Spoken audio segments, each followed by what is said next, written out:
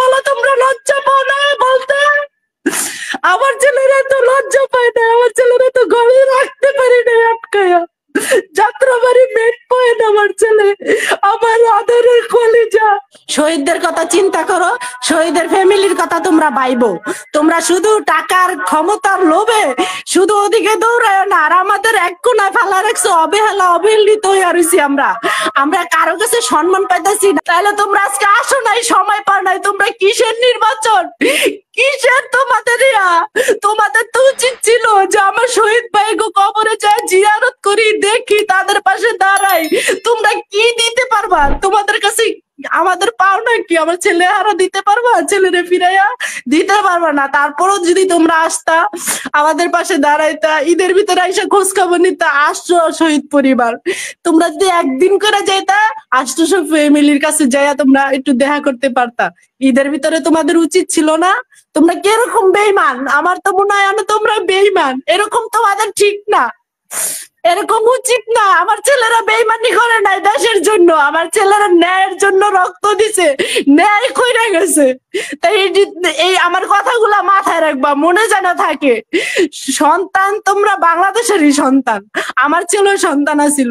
তাহলে আজকে মা হারা ছেলে হারা মা গুলার কাছে তোমাদের যাওয়া উচিত ছিল কি? আমাদের এখন তোমাদের প্রতি যে একটা ভালোবাসা, যে একটা আন্তরিকতা ছিল, আজকে নাই। তোমরা আজকে আমাদের কাছে আসো নাই, আজকে আমাদের ছেলের কবর জিয়ারত করে নাই। জুরাইন নাহিদ ইসলাম আসতে পারে, জিয়ারত করতে পারে। জুরাইন থেকে কেরানীগঞ্জ আসতে কতক্ষণ লাগে ম্যাডাম? তাহলে আমার এই কেরানীগঞ্জে 6টা শহীদ ফ্যামিলি, একটু তো আসা উচিত ছিল, আসে নাই। তাহলে তোমাদের মানবতারা কোথায়?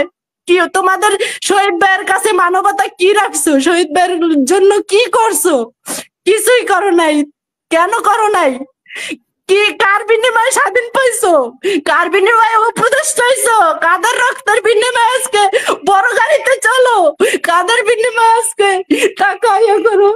আর আজকে আমাদের ছেলের কবরের সামনে আসতে তোমাদের সময় নাই, এই কথা বলো তোমরা লজ্জা পাও না বলতে? আমার ছেলেরা তো লজ্জা পায় না, আমার ছেলেরা তো ঘরে রাখতে পারি না আটকায়া।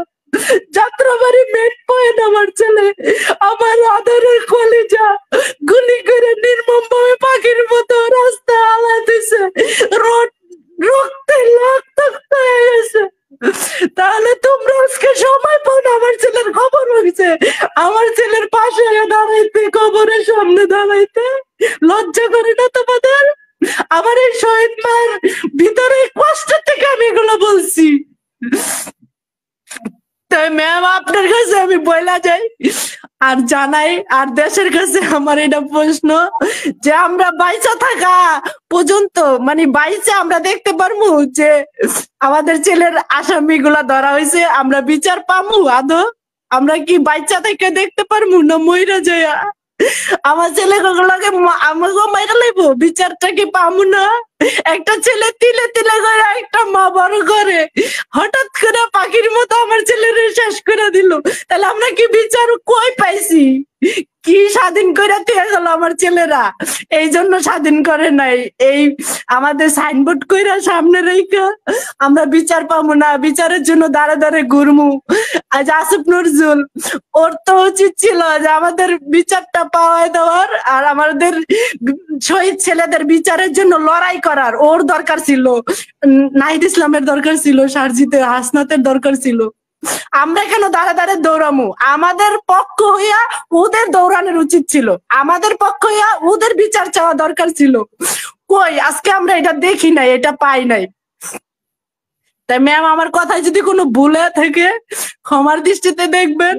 একটা মা হারা মা বুকটা ফাইটটা যায় যখন এগুলো মনে হয় যে আজও আমরা বিচার কেন পাইতাছি না। আজও আমাদের ছেলের মামলা করছি, মামলাতে একজন আসামিও ধরে নাই, একজন আসামি ধরার কোনো খবর নাই। আইরু বলে কি আপনার আসামি নাই, আপনার আসামির খবর পাই না, আপনার আসামি পলায় গেছে। আবার বলে বাড়ির নাম জানি না, নাম্বার আছে আপনার কাছে আসামির নাম্বার কি আমার কাছে থাকবো? বলেন ম্যাম। ক্ষমতার জন্য তোমরা শুধু ক্ষমতার পিছনে দৌড়ায় না মরিচিকার মতো। আজকে যারা শহীদেরা রক্ত দিছে, শহীদদের কথা চিন্তা করো, শহীদের ফ্যামিলির কথা তোমরা ভাইবো।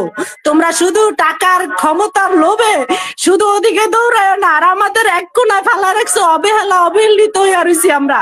আমরা কারো কাছে সম্মান পাইতেছি না, শুধু মুখে মুখে বলে যে শহীদ ফ্যামিলি শহীদের সম্মান দেয়, কাজে কর্মে কোনো বাস্তবায়ন দেখতাছি না, বাস্তবায়ন করে নাই ওরা। ওরা যে বলে শহীদ ফ্যামিলি, কিভাবে বলে? ওদের লজ্জা করা উচিত বলার জন্য যে আমরা শহীদ ফ্যামিলির পাশে দাঁড়াইছি।